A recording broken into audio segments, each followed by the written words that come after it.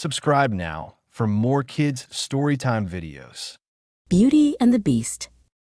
There was once a very rich merchant who had 3 daughters.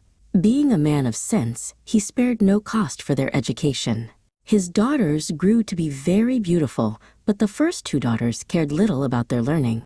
The youngest was called Beauty, a special name that made her sisters very jealous of her. But this she hardly noticed, as she was forever absorbed in one good book or another. The 2 elder sisters had a great deal of pride because they were rich. They gave themselves ridiculous airs and would not visit other merchants' daughters, nor keep company with any persons but those of the highest standing. They went out every day to parties, balls, plays, and concerts, and they laughed at their youngest sister who spent so much of her time with a book in front of her face. One day, the merchant learned terrible news. His ship that had on board hundreds of bolts of cloth and silks he had purchased was lost at sea. Overnight, his entire fortune vanished. The family had no choice but to move to a small country house. The 2 older daughters' lovers slighted and forsook them in their poverty. When the family moved to their country house, the merchant applied himself to farming. Beauty rose at 4 in the morning to clean the house and prepare breakfast.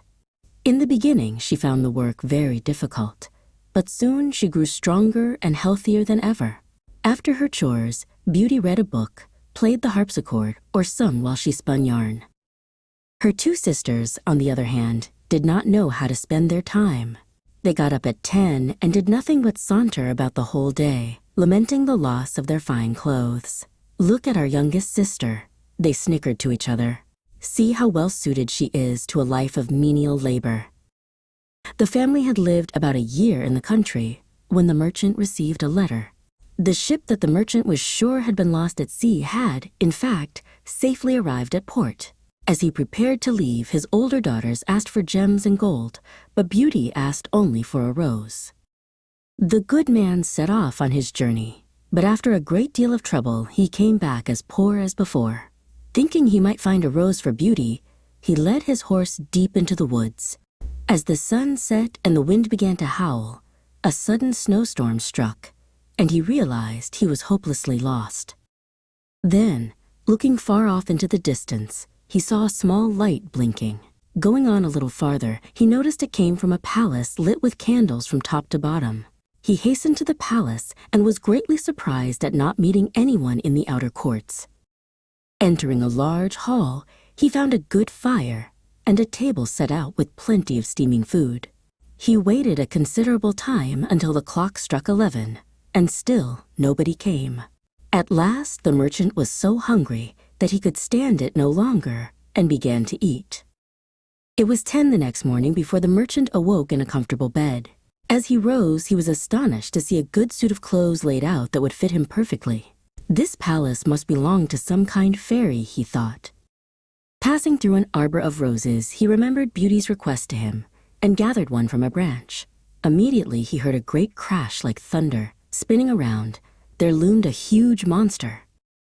With 2 tusks in his mouth and fiery red eyes, the beast roared, "Mortal! Who said you can pluck my rose?" The merchant fell on his knees in terror for his life. "Please, sir, I promised my daughter to bring her home a rose." "You say you have daughters," replied the monster.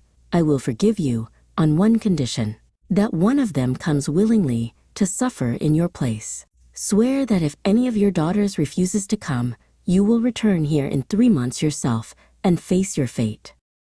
The merchant swore the oath and rode home.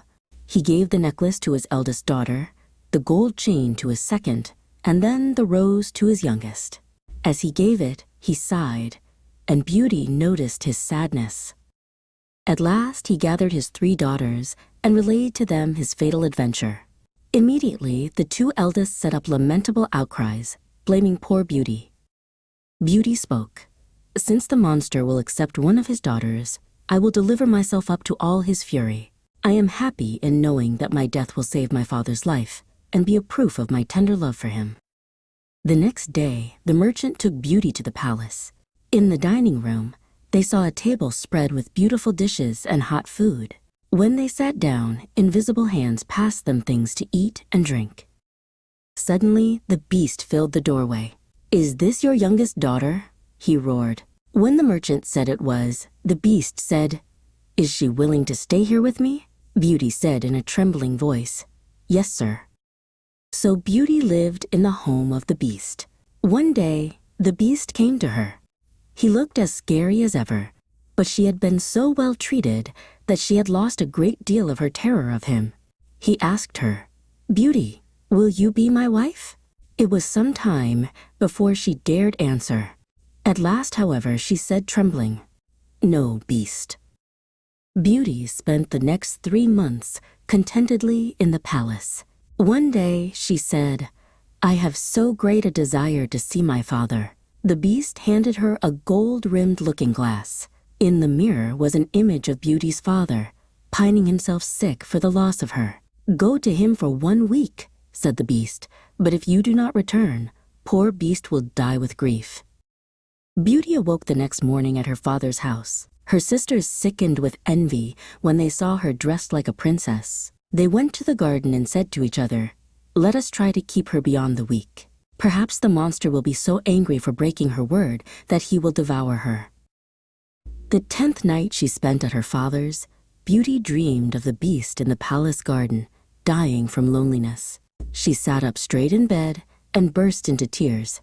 "Am I not very wicked to act so unkindly to Beast?" Having said this, Beauty rose, put the ring on the looking-glass, and laid down again to sleep. She awoke in the Beast's palace. She ran to the garden, where she found poor Beast stretched out, senseless. She threw herself upon him. Finding his heart beating still, she fetched some water and poured it on his head. Beast opened his eyes. "You forgot your promise," he said. "I resolved to starve myself." "No, dear Beast," said Beauty, "you must not die. Live to be my husband. From this moment I give you my hand. I cannot live without you." No sooner had she said this than the hide of the beast split in two. Out came a most handsome young prince. He told her that he had been enchanted and could not recover his form until a maiden would declare that she loved him. They were married and lived happily ever after. Subscribe now for more kids' storytime videos.